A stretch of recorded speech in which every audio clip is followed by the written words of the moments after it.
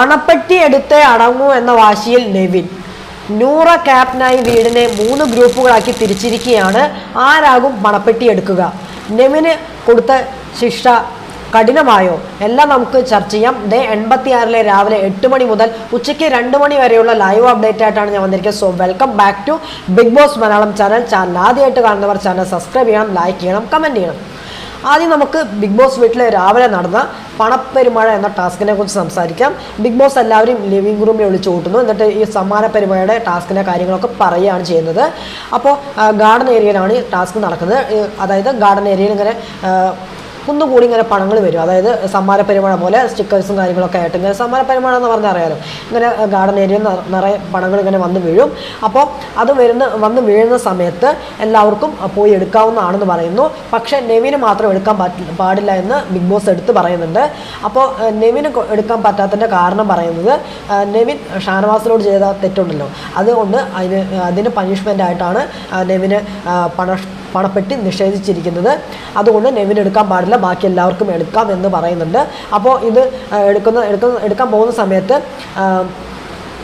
നെവിൻ പറയുന്നുണ്ട് ഞാൻ എടുക്കില്ല എന്ന് പറയുന്നുണ്ട്. അപ്പോൾ പക്ഷേ നെവിൻ പോയി എടുക്കുന്നുണ്ട് കേട്ടോ. അപ്പോൾ ഇത് വന്ന് വീഴുന്ന സമയത്ത് എല്ലാവരും ഓടിപ്പോയി എടുക്കുന്നു. മാക്സിമം എല്ലാവരും വാരി എടുക്കുന്നുണ്ട്. അപ്പോൾ നെവിനും അതിൻ്റെ ഇടയിൽ കൂടെ വാരി എടുക്കുന്നുണ്ട്. അപ്പോൾ നെവിൻ പറയുന്നുണ്ട് ഇനി ബിഗ് ബോസ് പറഞ്ഞോട്ടെ, അതുപോലെ തന്നെ ലാലേട്ടനായ ആരായാലും പറഞ്ഞാൽ ഞാൻ കേൾക്കത്തില്ല, ഞാൻ പണപ്പെട്ടി എടുത്തേ അടങ്ങൂ എന്ന നിലയിലാണ്, എന്ന വാശിയിലാണ് നമ്മുടെ നെവിൻ നിൽക്കുന്നത്. എനിക്ക് തോന്നുന്നത് നെവിൻ ഒന്നല്ലെങ്കിൽ ഒരാളെ പണപ്പെട്ടി എടുക്കാൻ സമ്മതിക്കത്തില്ല, അല്ലെങ്കിൽ ഇത് ആരെയും അതായത് നെവിൻ എടുക്കൂല, ആരെടുപ്പിക്കാൻ സമ്മതിക്കില്ല എന്ന മൈൻഡിൽ നിൽക്കും എന്നാണ് എനിക്ക് തോന്നുന്നത്. അതെന്തായാലും നമുക്ക് നോക്കാം, അതൊക്കെ നമുക്ക് കണ്ടറിയാം. എന്തായാലും സമ്മാന പെരുമഴയകത്ത് എല്ലാവരും പണങ്ങളെല്ലാവരും വാരി കൂട്ടുന്നുണ്ട്. പക്ഷേ നെവിനും കുറച്ചൊക്കെ എടുക്കുന്നുണ്ട് കേട്ടോ. അപ്പോൾ അനുമോളത് കണ്ടിട്ട് പറയുന്നുണ്ട് അത് എടുക്കാൻ പാടില്ല, നെവിൻ എടുക്കാൻ പാടില്ല എന്ന് പറയുന്നുണ്ട്. പക്ഷേ എങ്കിലും നെവിൻ കുറച്ചൊക്കെ എടുക്കുന്നുണ്ട്. അതിനുശേഷം മോർണിംഗ് സോങ് വരുന്നുണ്ട്. എന്നിട്ട് ആ പണത്തിൻ്റെ സോങ് തന്നെയായിരുന്നു ഉണ്ടായിരുന്നത്. അതിനുശേഷം മോർണിംഗ് സോങ് കുറച്ച് കഴിഞ്ഞ് നമ്മുടെ നെവിനും അക്ബറും പുറത്തിരുന്ന് സംസാരിക്കുന്നുണ്ട്. അപ്പോൾ പുറത്തിരുന്ന് സംസാരിക്കുന്ന സമയത്ത് നെവിൻ പറയുന്നുണ്ട് പണപ്പെട്ടി ഞാൻ എടുക്കും, ഇത്രയും വലിയ ശിക്ഷ എനിക്ക് എന്തിനാണ് തന്നത്? ഞാൻ അത്രയ്ക്കും വലിയ തെറ്റാണോ ചെയ്ത ആളാണോ ഇത്രയും വലിയ ശിക്ഷ തരാൻ വേണ്ടി? അപ്പോൾ അക്ബർ പറയുന്നുണ്ട് എടാ നീ ഇങ്ങനെയൊക്കെ ചോദിച്ചു കഴിഞ്ഞാൽ ഞാനിപ്പോൾ എന്താ പറയുക, പണപ്പെട്ടി ഈ ആഴ്ചയാണോ അതോ അടുത്ത ആഴ്ച ആയിരിക്കുമോ? അല്ല, ഈ ആഴ്ച തന്നെയാണ്, പണത്തിൻ്റെ പാട്ടൊക്കെ കേട്ടല്ലോ, അപ്പോൾ ഈ ആഴ്ച തന്നെയായിരിക്കും, ലാസ്റ്റ് വീക്ക് അല്ലേ ഇനിയിപ്പോൾ വരിക എന്ന ഡൗട്ടിലാണ് അവരിയ്ക്കുന്നത്. എങ്ങനെയൊക്കെ സംസാരിച്ചിരിക്കുന്നു. അപ്പോൾ നെവിൻ പറയുന്നുണ്ട് ഞാൻ ഇനി അഹിംസയുടെ പാതയിലാണെന്ന് പറയുന്നുണ്ട്. അപ്പോൾ അക്ബർ പറയുന്നുണ്ട് അഹിംസയുടെ പാതയോ? അതെന്താ അഹിംസയുടെ പാത എന്ന് വെച്ചാൽ? അപ്പോൾ നെവിൻ ഒരു കാരണത്ത് അടിച്ചാൽ മറുകാരണം ഞാൻ കാണിച്ചു കൊടുക്കും എന്ന് നെവിൻ പറയുന്നു. എന്നാലും 10 ലക്ഷം രൂപയൊക്കെ കിട്ടിയാൽ എനിക്ക് വലിയ കാര്യമായിരുന്നു എന്ന് പറയുകയാണ് ചെയ്യുന്നത്. ഇനി ഞാനൊരു എൻ്റെ ഒരു ഒപ്പീനിയൻ പറയാം. അതായത് നെവിന് കൊടുത്ത ഒരു ശിക്ഷ കഠിനമാണോ എന്നുള്ള എൻ്റെ ഒരു ഒപ്പീനിയനാണ്. നെവിന് പണപ്പെട്ടി എടുക്കാനുള്ള ചാൻസ് നിശ്ചയിച്ചത് കടന്ന കൈയായി പോയി എന്ന് എനിക്ക് പറയാൻ പറ്റത്തുള്ളൂ. കാരണം എന്താണെന്ന് വെച്ച് കഴിഞ്ഞാൽ മറ്റുള്ളവരൊക്കെ എടുക്കുമ്പോൾ ഒരു കണ്ടസ്റ്റൻസിനെ മാത്രം മാറ്റി നിർത്തുന്നത് വലിയൊരു തെറ്റായിട്ടാണ് എനിക്ക് തോന്നുന്നത്. എൻ്റെ ഒരു അഭിപ്രായം മാത്രമാണ്. നിങ്ങൾക്ക് നിങ്ങളുടേതായ അഭിപ്രായം ഉണ്ടായിരിക്കാം. ചിലപ്പോൾ നെവിന് കിട്ടിയ ശിക്ഷ കൂടിപ്പോയെന്ന് നിങ്ങൾക്ക് തോന്നിയിരിക്കാം. പക്ഷേ ഇത് വേണ്ടിയിരുന്നില്ല എൻ്റെ ഒരു അഭിപ്രായം കേട്ടോ.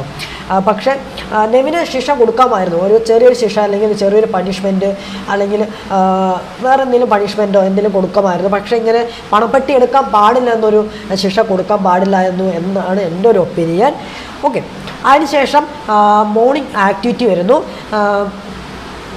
ഇന്നത്തെ മോർണിംഗ് ആക്ടിവിറ്റി എന്ന് പറയുന്നത് നിങ്ങളുടെ ഫേവറേറ്റ് ആയിട്ടുള്ള മോർണിംഗ് ആക്ടിവിറ്റി ഏതാണെന്ന് പറയുക എന്നുള്ളതാണ് മോർണിംഗ് ആക്ടിവിറ്റി ആയിട്ട് കൊടുക്കുന്നത്. നല്ല രസകരമായിട്ടുള്ള മോർണിംഗ് ആക്ടിവിറ്റിയാണ്.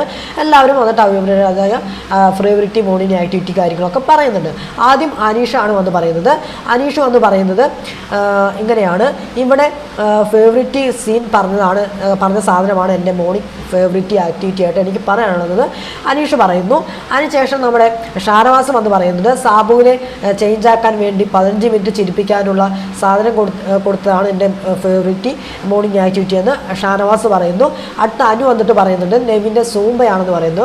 അപ്പോൾ നെവിൻ എൻ്റെ സൂംബയോ? അപ്പോൾ അനുമോൾ നിൻ്റെ സൂംബ തന്നെ എന്ന് പറയുന്നുണ്ട്. അതിനുശേഷം ആദില വരുന്നു. ആദില വന്നിട്ട് പറയുന്നു ഇവിടെ നിന്ന് ഇറങ്ങിയാൽ ആരെ വിളിക്കുമെന്ന മോർണിംഗ് ആക്ടിവിറ്റി തന്നില്ലേ, അതാണ് എൻ്റെ ഫേവറേറ്റ് ആയിട്ടുള്ള മോർണിംഗ് ആക്ടിവിറ്റി എന്ന് ആദില പറയുന്നു. അതിനുശേഷം അക്ബർ വരുന്നുണ്ട്. അക്ബർ വന്നിട്ട് നെവിൻ്റെ സൂംബ എന്ന് പറയുന്നുണ്ട്. അതുപോലെ തന്നെ വിന്നറായാൽ അതിലുള്ള ഇൻ്റർവ്യൂവിനെ കുറിച്ചുള്ള മോർണിംഗ് ആക്ടിവിറ്റി എന്നില്ല, അതാണ് എൻ്റെ ഇത് രണ്ടുമാണ് എൻ്റെ ഫേവറേറ്റ് ആയിട്ടുള്ള മോർണിംഗ് ആക്ടിവിറ്റി എന്ന് അക്ബർ പറയുന്നുണ്ട്. അതിനുശേഷം നൂറ നെവിൻ്റെ സൂംബ തന്നെയാണെന്ന് പറയുന്നു. സാബു പറയുന്നത് സാബുവിൻ്റെ കൊടുത്ത ഒരു ടാസ്ക് ഉണ്ടായിരുന്നു, മോർണിംഗ് ആക്ടിവിറ്റി കൊടുത്തിട്ടുണ്ടോ, അത് തന്നെയാണ് എൻ്റെ ഫേവറേറ്റ് ആയിട്ടുള്ള മോർണിംഗ് ആക്ടിവിറ്റി എന്ന് സാബുവിനും പറയുന്നുണ്ട്. അതിനുശേഷം ക്യാപ്റ്റനായ നൂറയുടെ അധികാരം ഏറ്റെടുക്കാനുള്ള ചടങ്ങും കാര്യങ്ങളാണ് ബിഗ് ബോസ് വീട്ടിൽ നടന്നത്. അപ്പോൾ 8 പേരാണുള്ളത്. 8 പേരടങ്ങുന്ന 3 പേര് വെച്ചിട്ടുള്ള ഗ്രൂപ്പുകളാക്കി തിരിക്കുകയാണ് ചെയ്യുന്നത്. അതായത് കിച്ചൺ, ഫ്ലോറ്, ബാത്റൂം, ബസ്സിൽ ഇങ്ങനെ തിരിക്കുകയാണ് ചെയ്യുന്നത്. ആദ്യം കിച്ചൺ ടീമിനെയാണ് തിരിക്കുന്നത്. കിച്ചൺ ടീമിലേക്ക് അനു, ആദില, സാബുമാനാണ് ക്യാപ്റ്റൻ. റൂൾസ് ഒന്നും തന്നെ അവർ വയ്ക്കുന്നില്ല. എന്ത് സമയത്ത് എന്ത് സാധനങ്ങൾ വേണമെങ്കിൽ വന്നെടുക്കാം, നിങ്ങൾക്ക് അങ്ങനെയൊന്നുള്ള റൂൾസും കാര്യങ്ങളൊന്നും വയ്ക്കുന്നില്ല എന്നാണ് പറയുന്നത്. അതിനുശേഷം ഫ്ലോറിനെയും ബാത്റൂമിനെയും ഒരുമിച്ചാണ് ആക്കുന്നത്. ഫ്ലോറിനെയും ബാത്റൂമിനെയും ഒരുമിച്ചാക്കുന്നു. അതിലേക്ക് അനീഷയും ഷാനവാസിനെയും ആണ് ആക്കുന്നത്. ഷാനവാസാണ് ക്യാപ്റ്റൻ. നൂറ ഹെൽപ്പിന് വേണ്ടി വരുമെന്ന് പറയുന്നുണ്ട്. അതിനുശേഷം വെസൽ ടീമിനെ തീരുമാനിക്കുകയാണ് ചെയ്യുന്നത്. വെസൽ ടീമിന് നെവിനും അക്ബറിനെയാണ് ആക്കുന്നത്. അക്ബറാണ് അവിടുത്തെ ക്യാപ്റ്റൻ എന്ന് പറയുന്നു. അവരും റൂൾസും കാര്യങ്ങളൊന്നും വെക്കുന്നില്ല. അപ്പോൾ ഇങ്ങനെയാണ് ഗ്രൂപ്പ് ഡിവിഷൻ എന്ന് പറയുന്നത്. വലിയ പ്രശ്നങ്ങളൊന്നും തന്നെ ഇതുവരെ ഉണ്ടായിട്ടില്ല. വളരെ ശാന്തമായ ഒരു ബിഗ് ബോസ് വീടാണ് എന്ന് കാണാനായിട്ട് സാധിക്കുന്നത്. ഇനി വലിയ കണ്ടൻറ്റും കാര്യങ്ങളും ഉണ്ടാകാനുള്ള സാധ്യതയില്ല. കാരണം ഇനി അടുത്ത് പണപ്പെട്ടി ആയിരിക്കാൻ വരുന്നത്. ഇനി നോമിനേഷൻ കാര്യങ്ങളൊക്കെ നടക്കും. നോമിനേഷൻ നടക്കും. കാരണം എല്ലാവർക്കും അറിയാമല്ലോ നോമിനേഷൻ ആരൊക്കെയായിരിക്കും എന്നുള്ളത്. കാരണം ക്യാപ്റ്റന് പരമാധികാരം കിട്ടുമോ എന്നൊന്നും അറിയില്ല. അതായത് ക്യാപ്റ്റനെ ഒഴിവാക്കില്ല എന്ന് തോന്നുന്നത്. കാരണം എല്ലാവരും നോമിനേഷന് വരും എന്നാണ് തോന്നുന്നത്. എന്നാൽ നമുക്ക് നോമിനേഷൻ വരട്ടെ, അപ്പോൾ അതിനെക്കുറിച്ച് പറയാം.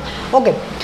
പിന്നെ ചിലപ്പോൾ ഒരു മിഡ് വീക്ക് എവിക്ഷനോ അല്ലെങ്കിൽ ഒരാൾ പണപ്പെട്ടി എടുത്ത് പോയി കഴിഞ്ഞാൽ അടുത്ത വീക്കിൽ ഒരാളെ മിഡ് വീക്കിൽ എവിക്ഷനിലൂടെ പുറത്താക്കാനുള്ള സാധ്യതകളും തള്ളിക്കളയാൻ പറ്റത്തില്ല. അപ്പോൾ ഇത്രയാണ് എനിക്ക് ഇതിനെക്കുറിച്ച് പറയാനുള്ളത്. ഇത്രയും കാര്യങ്ങളാണ് ഇപ്പോൾ 2 മണി വരെയുള്ള ലൈവ് അപ്ഡേറ്റിനകത്ത് നടന്ന കാര്യങ്ങൾ എന്ന് പറയുന്നത്. വേറെ ഒന്നും തന്നെ ഇല്ല. പിന്നെ അവർ കുറേ കാര്യങ്ങൾ സംസാരിച്ചും കാര്യങ്ങളൊക്കെ ഇരിക്കുകയാണ് ചെയ്യുന്നത്. ഓക്കെ. അപ്പോൾ ഇത്രയാണ് അവിടെ നടന്നിരിക്കുന്നത്. അപ്പോൾ ഇന്ന് രാവിലെ നടന്ന അതായത് അതായത് പണപ്പെട്ടി ഇവിടെ പെരുമഴ, അതായത് സമ്മാന പെരുമഴ എന്നുള്ള ടാസ്കിനെയും അതുപോലെ തന്നെ ഈ മോർണിംഗിൽ കണ്ട ലൈവിനെ കുറിച്ചുള്ള നിങ്ങളുടെ അഭിപ്രായം മസ്റ്റായിട്ട് കമൻറ്റ് ബോക്സിൽ അറിയിക്കാൻ ശ്രമിക്കുക. പിന്നെ നെവിന് കൊടുത്ത ശിക്ഷ കഠിനമായോ എന്നുള്ള കാര്യങ്ങൾ നിങ്ങളുടെ അഭിപ്രായം മസ്റ്റായിട്ട് കമൻറ്റ് ബോക്സിൽ അറിയിക്കാൻ ശ്രമിക്കുക. എൻ്റെ ഒപ്പീനിയൻ ഞാൻ പറഞ്ഞിട്ടുണ്ട്. ഓക്കെ. അതിനെ യോജിക്കുന്നവർക്ക് യോജിക്കാം, യോജിക്കാതിരിക്കാം. ഓക്കെ. അപ്പോൾ ഇത്രയേ ഉള്ളൂ. അപ്പോൾ അടുത്ത വീഡിയോ ആയിട്ട് വരാം, അടുത്ത വിശേഷമായിട്ട് വരാം, നോമിനേഷൻ്റെ അപ്ഡേറ്റുകളായിട്ട് വരാം. അപ്പോൾ അതുവരെ എല്ലാവർക്കും Tata, bye bye and take care.